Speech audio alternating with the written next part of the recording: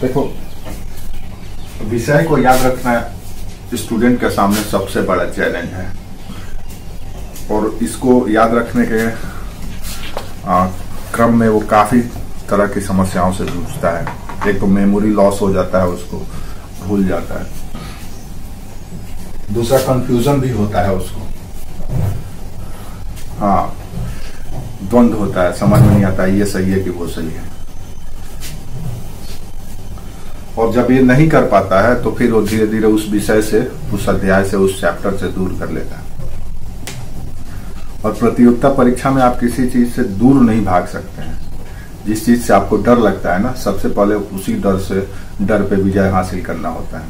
जो सब्जेक्ट हो, जो क्षेत्र हो, जो अध्याय हो, अगर आपको उसमें डर लगता है देन आपको सबसे ज्यादा फोकस उसी पे करना चाहिए और सबसे पहले उसी पे करना चाहिए। हाँ, क्योंकि जब आप कूल माइंड में रहेंगे, जब आप पे समय का प्रेशर नहीं होगा, वक्त का दबाव नहीं होगा, तो आपका दिमाग अच्छे तरीके से काम करेगा। कोई भी पेपर को याद रखने का सिंपल और सहज तरीका यही है। एक तो सबसे पहले तो प्रैक्टिस, अभ्यास। आप जितना ज्यादा किसी चीज का अभ्यास करेंगे आप उतना ही अभ्यस्त होते चले जाएंगे, सिद्धस्त होते चले जाएंगे। देन अभ्यास बहुत जरूरी है, प्रैक्टिस जरूरी है। कहा जाता है प्रैक्टिस मेक्स परफेक्ट। अभ्यास आदमी को परफेक्ट बना देता है। हाँ, तो इसलिए सबसे पहले तो आपको अभ्यास करना है। तो अभ्यास भी बड़ी लेंदी मेथड हो जाता है। अभ्यास के भी कई मेथड है, जिसमें सामान्यतः सारे मेथड लेंदी ही होते हैं, बोझिल होने लगता है। तो इसका तरीका यही है कि आप जिस भी टॉपिक या जिस भी सब्जेक्ट को पढ़ रहे हैं उसको जैसे जैसे पढ़ते जा रहे हैं, मान लीजिए ए स्टेशन से पढ़ना शुरू किया और जेड स्टेशन तक आपका मंजिल है। अब इस दौरान आपको कई सारी घटनाओं को याद रखना है। अच्छा, दूसरी बात, सबसे बड़ी रोचक बात यह है या अच्छी बात यह है कि ये जो भी ए टू जेड की घटनाएं होंगी, ए घटनाएं बी घटना से या बी घटना ए घटना से अंतर संबंधित होगा, सी घटना बी घटना से अंतर संबंधित होगा, डी घटना सी से होगा। इस तरह से सारी की सारी घटनाएं एक दूसरे से इंटरलिंक होता है, इंटर रिलेटेड होता है। ये बात समझ करके रखो, चाहे आप किसी भी अध्याय की बात पढ़ रहे हैं। अब अगर आप फिजिक्स ही पढ़ रहे हैं, मान लीजिए फिजिक्स में फोर्स पढ़ रहे हैं, बल पढ़ रहे हैं, देन बल का फंडामेंटल आपको पता होना चाहिए और उसी फंडामेंटल पर पूरा बल का या फोर्स का कॉन्सेप्ट टिका हुआ होता है। तो आपको भी किसी भी सब्जेक्ट का अध्ययन करने के दौरान, चाहे हिस्ट्री हो, ज्योग्राफी हो, पॉलिटी हो, इकोनॉमी हो, आईआर हो, कोई भी सब्जेक्ट पढ़ रहे हैं करेंट, तो उसको देखना यह है कि आपको एक दूसरे से जोड़ना है, पिछले अध्याय से या पिछले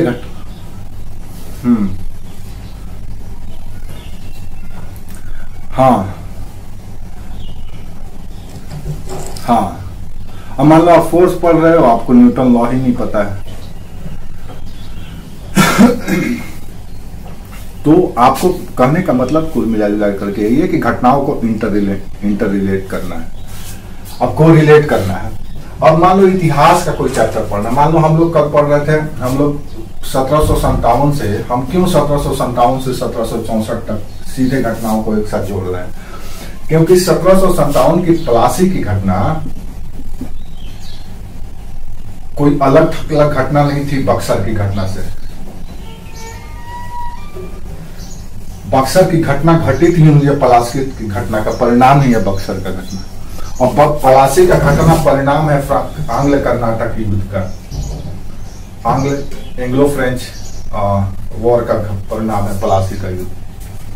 तो इस तरह से आपको सबको जोड़ते हुए चलना है। कहीं ना कहीं पलासी के युद्ध में एंग्लो फ्रेंच वॉर का भी रोल रहा है, चाहे वो इंस्पिरेशनल हो, चाहे वो एक फ्यूचर दिखा रहा हो, बेटर फ्यूचर अंग्रेजों को दिखा रहा हो। इस कारण तो जो कुछ भी अतीत का अनुभव है, उस अतीत के अनुभव से ही वर्तमान का बेहतर सृजन हो सकता है। तो इतिहास भी यही बात बताता है कि अतीत में जो घटना हुई है उससे वर्तमान कैसे बेहतर बनाया जाए। तो अतीत की घटनाओं का क्रम और अध्ययन ही इतिहास भी कहलाता है, या अतीत और वर्तमान की निरंतर वार्ता ही तो इतिहास कहलाता है ना। कि अतीत में जो हुआ है वर्तमान के साथ उसको कैसे संबंधित किया जाए, उन्हीं दोनों के बीच के अनंत वार्ता है इतिहास। तो इतिहास की कोई भी घटना, मान लो पलासी की घटना पढ़े, अब पलासी की घटना से मान लो बक्सर तक आपको याद करके रखना है, या आप पोस्ट बक्सर वॉर तक आपको याद करके रखना है, एक अच्छा चैप्टर है। अब जैसे ही आप यहां तक पढ़ोगे आपको आगे क्या होगा वो भी पता चल जाएगा, क्या करेंगे अंग्रेज।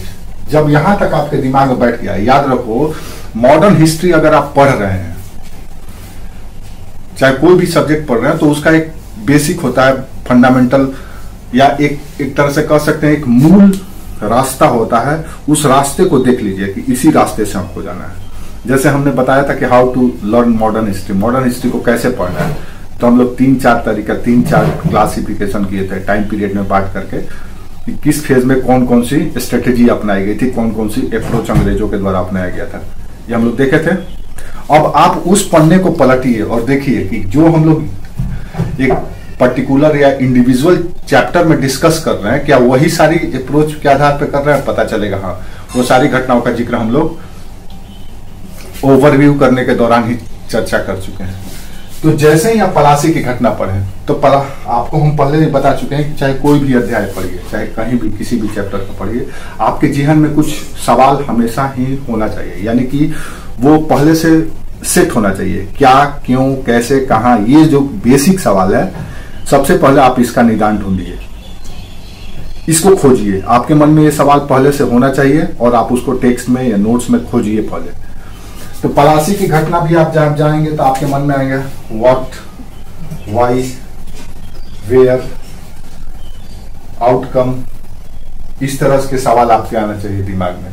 जब ये बेसिक चीज आप जान जाएंगे, याद हो जाएगा, देन आप आगे का भी अप्रोच समझ जाएंगे। तो आपको पलासी का युद्ध समझना है, पढ़ना है। तो पलासी का युद्ध क्यों हुआ भाई, क्या कारण था, आप सबसे पहले इस समस्या को या इसका आंसर खोज लीजिए, स्थिर दिमाग से खोज लीजिए, बैठा लीजिए। और कोई ऐसा नहीं है कि वो दूसरे जगत की घटना है, वो आपके आसपास इर्द गिर्द आज भी होता है। इतिहास इसीलिए बोझिल लगने लगता है लड़कों को, क्योंकि इतिहास को अभी से या वर्तमान से और अपने आसपास के इन्वायरमेंट से वो कनेक्ट नहीं कर पाता है। कोई ऐसी घटना मुझे बताओ जो आज नहीं घटित होता है, चाहे पलासी का युद्ध तक हुआ हो या फिर बक्सर का युद्ध तक। अगर हम लोग बक्सर का पढ़े, कंप्लीट नहीं किए, उसको आज कंप्लीट करेंगे, वहां तक कोई ऐसी घटना बताओ। क्या आज षड्यंत्र नहीं होता है, आज राजनीतिक दल, राजनीतिक पार्टियां षड्यंत्र नहीं करती हैं, सब कुछ आज संधि और समझौता, आज भी दो दलों में, दो देशों के बीच में संधि और समझौता होता है, ट्रीटी होता है, बायलैटरल टॉक होता है, द्विपक्षीय वार्ता भी होता है, मल्टीपल टॉक भी होता है ना। तो अरे मानव है तो मानव समुदाय है, मानव है तो वो सारे एक्टिविटी करेगा जो पहले भी करता था, आज भी कर रहा है। उसका रूप थोड़ा सा बदल जाता है। हम आज से, जब से इस धरती पे आए हैं, तब से जब हम भोजन कर रहे हैं, आज भी भोजन कर रहे हैं, लेकिन पहले कच्चा ही उखाड़ करके सीधे खा लेते थे, तोड़ करके सीधे खा लेते थे, फिर उसके बाद पका करके आग में जला करके खाने लगे, फिर उसको बॉईल करके खाने लगे। आज सीम, क्या कहते हैं उसको, सीम करके खाते हैं, हल्का उबाल करके खाते हैं। तो आज वही खाना आज भी है हमको, लेकिन थोड़ा सा उसका प्रोसेस हम बदल दिया है आवश्यकता के अनुसार। सेम चीज यहाँ भी है। अब जब आप पलासी का युद्ध पढ़ने जा रहे हैं, तब क्यों हुआ, कैसे हुआ, कहाँ हुआ और इसका परिणाम क्या निकला, ये 4 आयाम पढ़ लीजिए। जैसे ही ये चीज आपके दिमाग में बैठेगा, दिन आपको याद समझ में आया कि अंग्रेज अब यहाँ पे रुकने वाले नहीं है, अब इनके मुंह में खून लग गया है, इनको पता चल गया है कि ये नवाब उबाब का कोई औकात नहीं है, जब चाहेंगे तब हम इनको रिप्लेस कर सकते हैं। उसी का कॉन्सिक्वेंस मिला। हाँ, अब ये 1757 से 1764 तक जो कुछ भी करेंगे, किए हैं, या जो कुछ भी इनका हासिल हुआ है, इनको बहुत फायदा नजर आता है अंग्रेजों को। अब इसी फायदा के आधार पर, इसी लालच में इन्होंने जो लगभग 64 से आपका 1764 तक अगर बात करें, और उसके आगे भी अगर कंटिन्यू कर लें, जब बंगाल में द्वैत शासन रहता है, जब तक 1772 तक, यहां तक जब वो गवर्नमेंट अपना चलाते हैं, सरकार चलाते हैं, तो उनको रियलाइज होता है कि सरकार चलाने से या सरकार में बने रहने से कितने फायदे हैं, कैसे हमारा व्यापारिक हित अधिक से अधिक पूरा किया जा सकता है। उनको इस बात का एहसास हो जाता है। अब ये कदापि नहीं छोड़ेंगे कि कोई दूसरी सत्ता या कोई दूसरी सरकार या कोई दूसरा लोग सरकार में या सत्ता में आए, क्योंकि जैसे ही वो आ जाएगा, इनका जो अधिकार था, जो अपॉर्चुनिटी मिला हुआ था, जो लाभ का व्यापार था, वो इनके हाथ से निकल जाता है। इसी के लिए उन्होंने सब कुछ किया। आने वाले 200 सालों तक जो कुछ भी करेंगे इसी फायदा के लोभ में, जो इनको हासिल होगा। अब यही चीज वो हर एक जगह लागू करना चाहेंगे। इसी तरह का सिस्टम पूरे भारत में लाना चाहेंगे। जितने भी राजे रजवाड़े हैं, जमींदार हैं, तालुकेदार हैं, छोटे बड़े सामंत हैं, उन सबों को इसी पैटर्न में अपने अधीन लाने की कोशिश करेंगे, ताकि इनको मैक्सिमम बेनिफिट मिल सके ट्रेड एंड कॉमर्स में। यही चीज जानना है, बस दिमाग में इनको यही रखो अंग्रेजों को कि ये सिर्फ और सिर्फ कमर्शियल बेनिफिट के लिए भारत की ऐसी तैसी करने वाले हैं, या आपके जीवन के हर एक आयाम में हस्तक्षेप करने वाले हैं। चाहे वो इकोनॉमी हो, चाहे एडमिनिस्ट्रेशन हो, चाहे पॉलिटिक्स हो, चाहे कल्चरल एक्टिविटी हो, हर एक क्षेत्र में ये अब इंटरफेयर करेंगे। काहे के लिए? एक ही लक्ष्य है इनका, अधिक से अधिक कमर्शियल बेनिफिट उठा सके। चाहे इसके बाद अगर हम देखें 1857 के बाद, जब भारत की बागडोर ईस्ट इंडिया कंपनी के हाथों से ब्रिटिश पार्लियामेंट या क्राउन के पास चले जाता है, तो क्राउन का भी मोटिव यही है कि जो वहां पे लोग हैं, जो ब्रिटिशर्स हैं, वहां पे जो इन्वेस्ट किए हैं, इन्वेस्टर हैं, यूरोपियन इन्वेस्टर, कंपनी है, उन सबों को अधिक से अधिक कमर्शियल फायदा उठाए, न कि आपका वेलफेयर करना, आपका कल्याण करना, आपका अपलिफ्टमेंट करना, आपका उत्थान करना। उनसे उनको कोई लेना देना नहीं है। उनका एक ही मकसद है। जैसे कोई कॉर्पोरेट है, कंपनी है, आज भी देखो, जैसे आप जमशेदपुर में रहते हो, टाटा कंपनी है। टाटा कंपनी क्यों सड़क बनाती है, क्यों बिजली देती है, क्यों पानी की व्यवस्था करती है, क्यों हेल्थ, सैनिटेशन, एजुकेशन, ट्रांसपोर्टेशन वगैरह वगैरह सारी एनर्जी, सारी की सारी व्यवस्था क्यों देती है? खुद सोचो। तो जो उस समय ईस्ट इंडिया कंपनी करती थी, वही आज टाटा करता है, वही आज बिरला करता है, वही अडानी, अंबानी, जो भी कंपनी है, सबकी कंपनियां आज भी वही काम करती है। आज भी ये सरकार में हस्तक्षेप करते हैं, आज भी सरकार से अपने इच्छा अनुसार लॉ मेकिंग करवाते हैं, आज भी अपने इच्छा अनुसार लॉ में रिफॉर्म भी कराते हैं, अमेंडमेंट भी कराते हैं। जैसे लेबर एक्ट में कई संशोधन हो गए हैं। क्यों हो गया भाई? क्योंकि कंपनी को उससे फायदा हो रहा है। कंपनी को उससे अगर नहीं होता, मान लो, तो कंपनी को लॉस होता। जैसे मान लो पहले क्या था कि रात में महिलाएं जॉब काम नहीं कर सकती थी, 7 बजे के बाद उनको छुट्टी, लेकिन अब लॉ में सुधार कर दिया गया है। पहले होता था कि कर्मचारी या मजदूर कंपनी में हड़ताल कर दिया जाता करते थे, उसको फंडामेंटल राइट के रूप में वो ये करते थे, लेकिन अब ऐसा नहीं है। कंपनी को उससे लॉस होता था, कंपनी ने सरकार पर दबाव बनाया, सरकार ने किसी न किसी तरह से ऐसा पहल किया कि सुप्रीम कोर्ट भी आदेश दे दिया, सुप्रीम कोर्ट ने भी जजमेंट दे दी कंपनी के अनुसार ही। बस आप एक बात समझ लो कि जितना ब्रिटिशर्स काल में कंपनी का भूमिका नहीं था, उससे ज्यादा भूमिका आज है। आज जो है, पहले तो होता था कि एक कंपनी किसी देश विशेष में हस्तक्षेप करता था, उसके कल्चर, उसके सोसाइटी, उसके पॉलिटिकल पैटर्न्स, इकोनॉमिकल सिस्टम, सब में एक देश विशेष तक ही सीमित रहता था। लेकिन आज तो ग्लोबल हो गया है। आज अगर वॉलमार्ट, अमेरिका का वॉलमार्ट कुछ ऐसा डिसीजन लेता है और उसके प्रभाव में आकर के अमेरिकी पार्लियामेंट कोई नया कानून बना देती है, देन उसका प्रभाव इफेक्ट आपको पूरा ग्लोबल दिखेगा। अमेरिका अगर बना दिया है, देन उसके साथ जो भी देश जुड़े हुए हैं, गाहे बगाहे अपने कानून में संशोधन करना पड़ेगा उनको, वॉलमार्ट का विकास के लिए, उसकी उन्नति के लिए। क्यों भैया? इसीलिए भी जरूरी है कि अभी के समय में सबसे ज्यादा सरकार का क्या काम है? एम्प्लॉयमेंट देना, पॉवर्टी इरेडिकेशन, गरीबी उन्मूलन, यही सब काम है ना, जो सार्वजनिक हित के काम है। सड़क बनाना, पुल बनाना, रेलवे बनाना, बिजली की व्यवस्था करना, आपके लिए खाद्य सुरक्षा सुनिश्चित करना, यही सब काम है ना, सिंचाई की व्यवस्था करना। अब ये सब काम सरकार करे कि रोजगार देने जाए, तो सरकार आज सिर्फ उन्हीं कामों को करती है जो वेलफेयर मोड का, जो वेलफेयर काम हो, जिसके आधार पर वो चुनाव जीत करके आए। अच्छा, इसमें भी अब कंपनी को दे दिया गया है, CSR के तहत कंपनी सोशल रिस्पॉन्सिबिलिटी के तहत कंपनी को भी अब ये दे दिया गया रिस्पॉन्सिबिलिटी कि आप भी अपने आय का, वार्षिक आपका जो आय है उसका 1% हिस्सा आप CSR में खर्च करेंगे, यानी कि उनको भी सोशल रिस्पॉन्सिबिलिटी दे दी गई है। सरकार तो थी, सरकार देखो ये जो कॉन्सेप्ट आया है, ये कॉन्सेप्ट दरअसल एडम स्मिथ का थोपा हुआ है। फ्री ट्रेड का, लेसेस फेयर या फ्री ट्रेड का जो कॉन्सेप्ट है, अहस्तक्षेप की नीति या मुक्त व्यापार की नीति। पहले क्या होता था कि जो भी राजतंत्रीय शासन होता था, मोनार्कियल गवर्नमेंट होता था, मोनार्कियल गवर्नमेंट में राज्य व्यवसायी भी होता था। राजतंत्रीय शासन व्यवस्था, राजा का बेटा ही राजा बनेगा, राजा जो कह दिया वही सबको मानना है। जैसे कि अशोक का बेटा ही राजा बनेगा। अब क्या है कि मोदी का बेटा प्रधानमंत्री बनेगा, ये कोई गारंटी नहीं है, जनता तय करेगी। तो इसको हम डेमोक्रेटिक पैटर्न कहते हैं, for the people, by the people, to the people, जनता के लिए, जनता के द्वारा, जनता के लिए।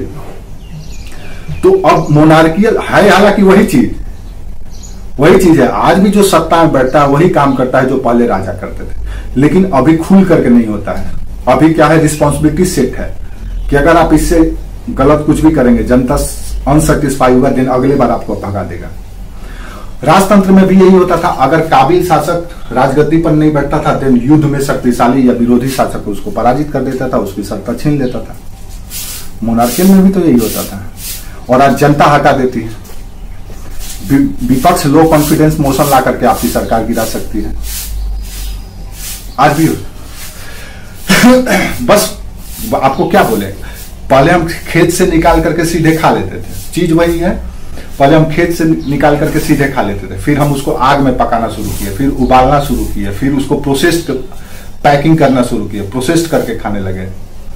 नहीं, तो बस वही चीज है, बस उसका थोड़ा सा पैटर्न बदल गया है। और जैसे जैसे पैटर्न बदलता जाता है वो घातक होते चले जाता है। जो शुद्ध चीज है, शुद्ध के साथ जैसे जैसे कोई चीज में मिलावट आएगा उसका दुष्परिणाम होगा। तो हर एक सिस्टम में जब जब उसमें मिलावट आता है, चाहे कल्चर में मिलावट आ जाए, चाहे सोसाइटी में मिलावट आ जाए, चाहे आपका लाइफ स्टाइल, लाइफ पैटर्न में मिलावट आ जाए, जिसमें जब मिलावट आ जाएगा तो धीरे धीरे उसका परिणाम थोड़ा सा फीका होने लगता है और दुष्प्रभाव पड़ने लगता है। अंग्रेजों ने भी बस वही किया, अपने वर्तमान को सुदृढ़ करने के लिए उन्होंने अतीत के अनुभवों से सीखा और भविष्य सृजन भी इसी के आधार पर किया। यही है पूरा मॉडर्न हिस्ट्री। और इसी भविष्य की असुरक्षा को लेकर के अंग्रेज और भारतीय आम जनता या भारतीय जनमानस के बीच में आपस में लड़ाई होता रहा।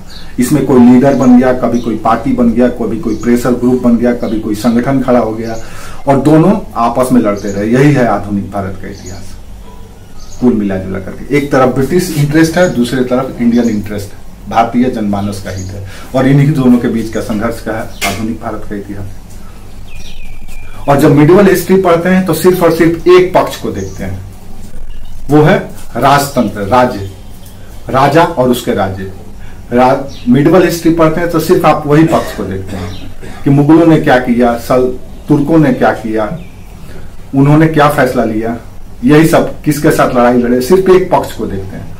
यहाँ पे दो पक्षकार हैं। हाँ, बस उनके गतिविधियों को पढ़ते हैं।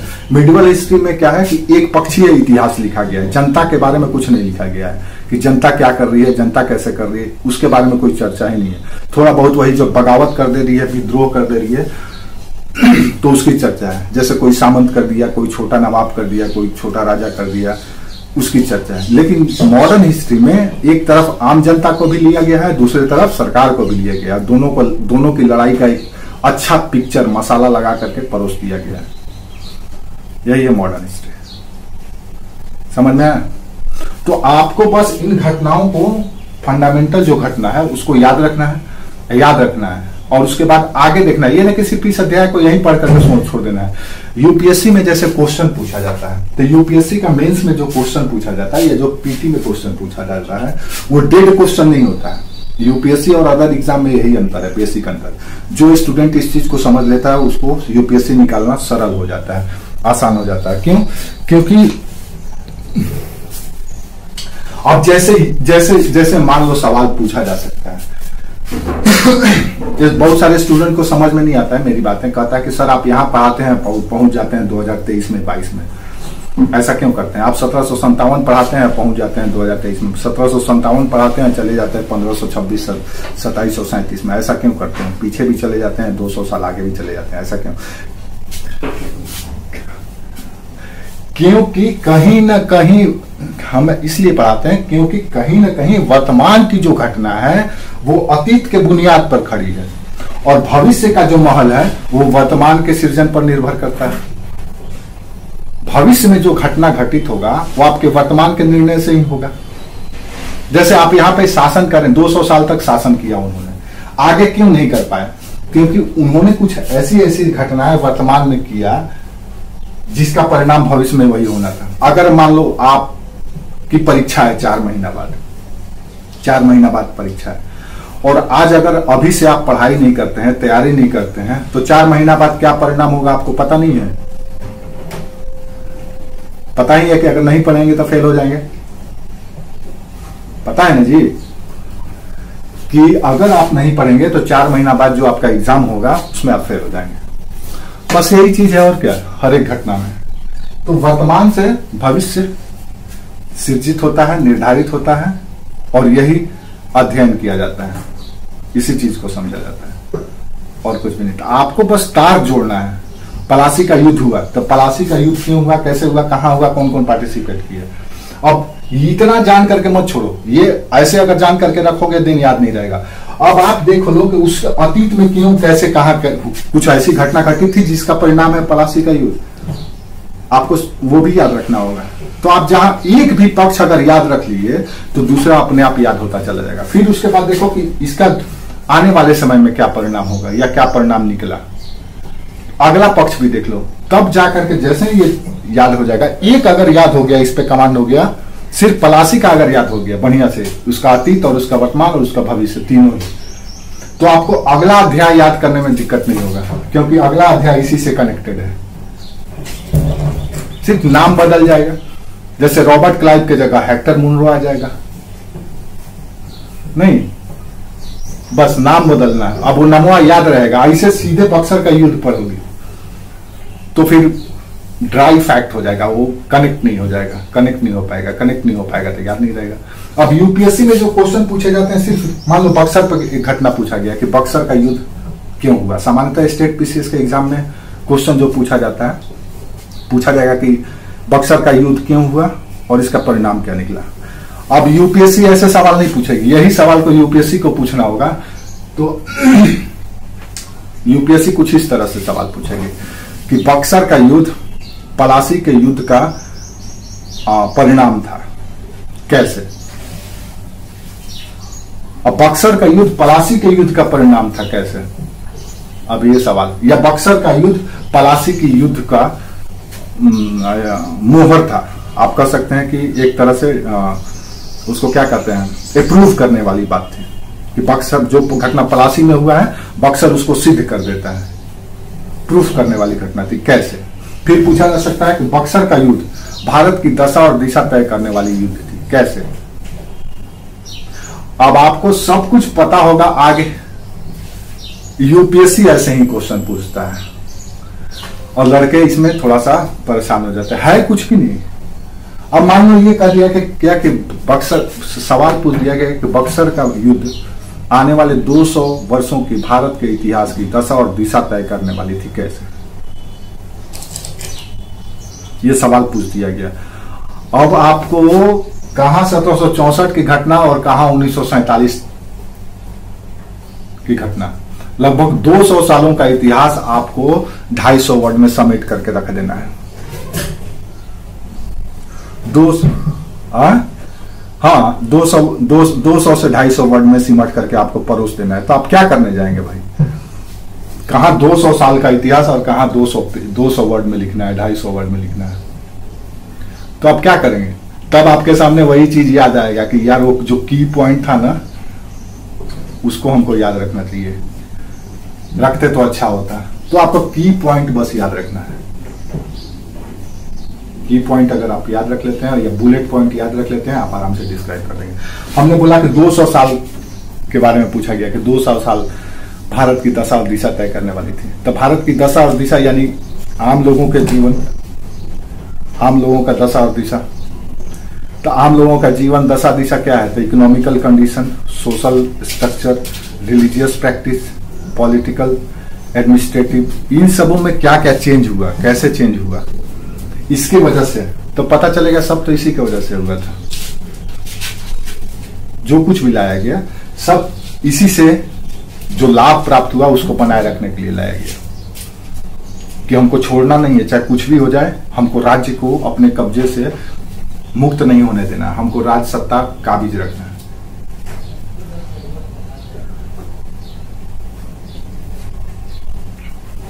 अब मान लो बक्सर के युद्ध से हमने कहा कि 200 वर्ष की दशा और दिशा तय करने वाले थे। तो 200 वर्ष में सबसे पहले तो ये सोचो कि कंपनी अगर बक्सर के युद्ध के माध्यम से राज्य हड़पी है तो काहे के लिए हड़पी है? अपने कमर्शियल बेनिफिट के लिए, अपने व्यवसायिक हित के लिए। ठीक है, अब उस व्यवसायिक या कमर्शियल बेनिफिट को जब तक रहेगी तब तक बनाए रखने की कोशिश करेगी। तो उसके लिए वो क्या करेगी? तो उसके लिए अलग अलग तरह के, एक तो सबसे पहले तो और ज्यादा राज्य हड़पेगी ताकि और ज्यादा इसका कमर्शियल बेनिफिट हो सके। तो इसके लिए वो मराठों से भी लड़ेगी, हैदराबाद के टीपू सुल्तान और हैदर अली से भी लड़ेगी ना। तो इस तरह से जितनी भी उस समय की समकालीन शक्तियां थी जो उसको चुनौती दे सकता था उसको पराजित करेगी, उसके साथ युद्ध लड़ेगी। किसी के साथ सहायक संधि करेगी, किसी के साथ द्विपक्षीय वार्ता करेगी, किसी न किसी बहाने से उसके राज्य पर अपना प्रभाव जमाएगी। तो पॉलिटिकल अप्रोच इसका सेट हो गया है कि हमको राज्य को, जो भी देशी राज्य है, जो भी नेटिव स्टेट है, उसमें अपना हस्तक्षेप, अपना प्रभाव बना करके रखना है। और यही किया गया 1857 तक, डायरेक्टली हस्तक्षेप किया गया। डॉक्ट्रिन ऑफ लैप्स लाया गया, दत्तक पुत्र का जो कानून था उसको खत्म कर दिया गया। ये सब के माध्यम से तालुकदारों की जो जमींदारी थी या जो अधिकार था वो छीन लिया गया। इस सब के माध्यम से अंग्रेज अपने आप को पॉलिटिकली स्ट्रॉन्ग करते चले गए और राज्य पर इनका नियंत्रण होता चला गया। 1858 में विक्टोरिया घोषणा या रानी के घोषणा के बाद ये किया गया कि अब हम डायरेक्ट किसी राज्य को हस्तक्षेप नहीं करेंगे, लेकिन अब परोक्ष रूप से उनका हस्तक्षेप बना रहा। राज्यों को विश्वास में लेकर के उनको अपने साथ मिलाए रखा गया। उसके बाद ब्रिटिश सुपरमेसी का कॉन्सेप्ट आया या ब्रिटिश पारामाउंटेसी का कॉन्सेप्ट आया, परम सत्ता का सिद्धांत कि आप सभी लोग राज्य स्वतंत्र हैं लेकिन आप सबके ऊपर ब्रिटिश है। तो किसी भी तरह से अपनी सर्वोच्चता या श्रेष्ठता बनाए रखा गया, काहे के लिए? कमर्शियल बेनिफिट के लिए। रूप बदल गया। पहले 1857 तक डायरेक्ट इंटरफेरेंस होता था, सीधा पहल होता था, सीधे हस्तक्षेप कर लिया, हस्तगत कर दिया जाता था और राज्यों का अपहरण कर लिया जाता था। 1857 के बाद अब ऐसा नहीं किया जाएगा, बल्कि मिला जुला करके, जैसे अब डिक्टेटरशिप नहीं चलेगा। जैसे केंद्र में, मान लो केंद्र में जब फुल मेजोरिटी की सरकार होती है, दिन वो क्या करती है, अगर राज्यसभा और लोकसभा में भी उसका मेजोरिटी है, बहुमत है, दिन वो क्या करेगी, कोई भी कानून आसानी से पास कर लेगी, बना लेगी। लेकिन जैसे कोalition गवर्नमेंट आ जाएगा, मान लो कई राज्यों में उसकी सरकार नहीं है, वहां पे उसके सांसद कम है, तो ऐसी स्थिति में क्या करेगा, ये बार्गेनिंग करेगा, बेचारा करेगा सब कुछ वही, लेकिन थोड़ा सा धीरे धीरे थोड़ा सा दबाव में करेगा। उद्देश्य उसका वही है। अब उसके पीछे भी कंपनी और कॉर्पोरेट के इंटरेस्ट को देखना है, चाहे फुल मेजोरिटी की सरकार हो चाहे कोalition गवर्नमेंट हो, क्योंकि देश को वही लोग चलाते हैं। कॉर्पोरेट ही देश को चलाता है, नौकरी वही देता है, कैपिटल गेन वही करता है, पूंजी वही देता है, रोजगार वही देता है, सब कुछ वही देता है। सरकार तो सिर्फ एक तरह से आप कह सकते हैं कि केयर टेकर की तरह होता है। अभी की जो डेमोक्रेटिक या आप कह सकते हैं वेलफेयर स्टेट का जो कॉन्सेप्ट है, उसमें सरकार क्या करती है, सिर्फ एक रेगुलेटरी बॉडी की तरह काम करती है, एक केयर टेकर की तरह काम करती है। जनता को भी हित का ध्यान रखती है और कंपनी के हित का भी ध्यान रखती है। इन दोनों के बीच में तालमेल बैठा रखना ही सरकार का भी काम है। ठीक है, तो आने वाले भविष्य में बक्सर के युद्ध से भारत का 200 वर्ष का इतिहास कैसे डिजाइन होगा, वो आपको यहीं से पता चल जाता है कि पॉलिटिकल कैसे इनिशिएटिव लिया जाएगा, कौन सा लिया जाएगा, इकोनॉमिकल इनिशिएटिव या पहल क्या किए जाएंगे, कल्चर में कितना हस्तक्षेप किया जाएगा, समाज में कितना हस्तक्षेप किया जाएगा, प्रशासन में क्या सुधार किया जाएगा, ये सब कुछ, सबका एक ही मोटिव है, कंपनी के इंटरेस्ट को बरकरार रखना, कंपनी के इंटरेस्ट के साथ कोई समझौता नहीं करना। तो आप बक्सर का युद्ध से लेकर के 1947 तक यही देखेंगे, चाहे ब्रिटिश क्राउन की सरकार हो या ईस्ट इंडिया कंपनी की सरकार हो, हमेशा यही चलता रहता है। अब इसमें नाम बदल जाएंगे, नाम बदल जाएंगे, कुछ लोग चले आएंगे, गांधी से पहले गोखले, फिरोज शाह मेहता जैसे लोग नेतृत्व करते थे। जब गांधी आ जाएंगे तो फिर नए लीडर आ जाएंगे, तिलक आ जाएंगे, बेसेंट आ जाएगी, नेहरू आ जाएंगे, दोनों बाप बेटा दोनों, सुभाष आ जाएंगे, इस तरह के यंग जनरेशन। उससे पहले चित्तरंजन दास थे, उससे पहले और भी लोग नेता थे। तो सबके सब आएंगे वही सब काम करने के लिए, आएंगे जाएंगे और कुछ ना कुछ करते चले जाएंगे। बस याद रखना यही, कोई अलग थलग घटना नहीं है, कुल मिला जुला करके अंग्रेजों के खिलाफ मोर्चा खोले रखना है। और अंग्रेज हैं कि जीत लेकर के बैठे हुए कि हम अपने हाथ से राज्य जाने ही नहीं देंगे। क्यों नहीं जाने देंगे? क्योंकि इनको आय होता था, यहीं के आय से तो आज इंग्लैंड बना है। भारत की आय से ही इंग्लैंड और अमेरिका, आज इंग्लैंड और अमेरिका बना है, यहीं के पैसा से। हाँ, यहाँ का तो अमेरिका में कौन लोग हैं? अमेरिका में ब्रिटिश लोग ही तो हैं। यूरोप के ही लोगों को तो वहां पे भेजा गया है। अमेरिका दरअसल पहले भारत का ही था। भारत का जो विस्तार है ना, भारत को समझना है ना, तो भारत के अभी जो कश्मीर से कन्याकुमारी तक है, भारत सिर्फ यही नहीं था। भारत का मतलब था ये जो वर्तमान की भारत है और दक्षिण अमेरिका तक भारत था। आज भी अमेरिका का जो मूल निवासी है उनको रेड इंडियन कहा जाता है। आज भी इंडोनेशिया का नाम इंडोनेशिया क्यों है? वो भारत ही था। इंडोनेशिया क्यों है? क्योंकि वो भारत का द्वीप था। जैसे लक्षद्वीप, अंडमान निकोबार भारत का द्वीप है, उसी तरह से भारत का वो द्वीप था। भारत का विस्तार, ज्योग्राफिकल विस्तार अमेरिका से लेकर के यहां तक था। रावण का जो भाई था अहिरावण, उसका राज्य था अमेरिका में। हाँ, अहिरावण अमेरिका का राजा था। जो इजराइल आप देख रहे हैं, जो इजराइल के लोग, वो इजराइल के लोग कौन है? भारत के यादव कम्युनिटी ही इजराइल के लोग हैं। हाँ, अब इस चीज को अब आपको हमको पता नहीं है ये चीज, इस चीज को इतिहास से सब मिटा दिया गया है जानबूझ करके। और ये लाने वाला कौन है? ये ब्रिटिशर्स ने इस कॉन्सेप्ट को डाला है ताकि आप अपने आप को कमजोर और कायर महसूस करें। जैसे नहीं होता किसी बच्चे को बार बार कर दो, अरे यार डरपोक है, चिड़चिड़ा है, कामचोर है, तो धीरे धीरे उसके अंदर भी वो फितरत आ जाता है, वो भी लगेगा यार हम डरपोक हैं, हम कामचोर हैं। तो भारतीयों के साथ यही किया गया, उनको कभी गौरवान्वित ही नहीं महसूस होने दिया गया। नेहरू, उसके बाद होता है कि आजादी के बाद लोगों को बूस्ट किया जाता है, मोरल हाई किया जाता है। नेहरू ने साफ कर दिया था, यहाँ के जो पहला शिक्षा मंत्री मौलाना अबुल कलाम आजाद थे, उनको उन्होंने साफ कर दिया था कि इतिहास में कोई भी ऐसा जिक्र नहीं होना चाहिए जिससे हिंदुओं का मनोबल उठे। इसीलिए ऐसा इतिहास का किताब आपको पढ़ाया गया जिसमें आप सिर्फ बाबर, अकबर, औरंगजेब और वॉरेन हेस्टिंग्स, डुप्ले, क्लाइव यही सब पढ़ते रह जाए। आपके जो हीरो थे, चाहे ऐतिहासिक हो चाहे उन सबों को हटा दिया। नहीं, बखान नहीं, रियलिटी ही नहीं बताया गया। बखान तो नहीं करना है हमको, जो वास्तविकता है वो तो बता दो। वह कुछ नहीं, सब छुपा दिया गया। आपको ये बताया गया कि मेवाड़ का युद्ध हुआ, लेकिन मेवाड़ के युद्ध के बाद क्या हुआ राजपूतों का, मेवाड़ में क्या हुआ, ये कभी नहीं बताया जाएगा। आपको इतिहास में ये बताया जाएगा कि सिकंदर आया था, ये कर दिया था। आपको ये बताया जाएगा कि मोहम्मद बिन कासिम आया था, इसे कर दिया। लेकिन उसके बाद बप्पा रावल क्या किया था वो नहीं बताया जाएगा।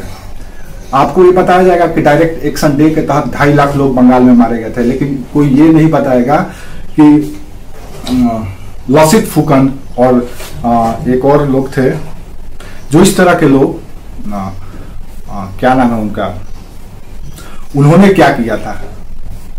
डायरेक्ट एक्शन डे में बंगाल का एक व्यक्ति थे, हिंदुओं की हत्या, जिनोसाइड रुक ही नहीं रहा था। तब उस व्यक्ति ने, कसाई जाति का थे, उन्होंने खड़ा होकर के ये ऐलान किया कि अगर एक हिंदू मरेगा दिन हम 10 मुसलमान को मारेंगे। तब जाकर के डायरेक्ट एक्शन डे रुका था। ये चीज आपको नहीं पढ़ाया जाएगा क्योंकि आपके अंदर आपका मनोबल बढ़ जाएगा। आपको महाराणा प्रताप की वीर गाथा नहीं पढ़ाएगी। सही बात है। आप देखो ना क्रम से उठा करके, आजादी के बाद सिक्किम में 5 एजुकेशन मिनिस्टर बने और सब के सब मुसलमान बने। तो मिडिवल काल के हाँ, ताकि हिंदुओं का मनोबल, यहाँ के जो लोकल लोग हैं उनका मनोबल न जगे, क्योंकि जब आप जग जाते हैं ना तो फिर अपने अधिकार, अपने अतीत के गौरव को हासिल करने की कोशिश करने लगते हैं। बीजेपी वर्तमान की सरकार बीजेपी क्या करती है? वर्तमान की बीजेपी की सरकार क्या करती है? वो सिर्फ और सिर्फ कांग्रेस की उन्हीं निर्णय, उन्हीं कमियों को जनता के सामने ला करके रख देती है। जनता डर जाता है कि अरे यार ऐसा हुआ था, ऐसा किया गया था, मारो वोट बीजेपी को। बीजेपी यही करती है।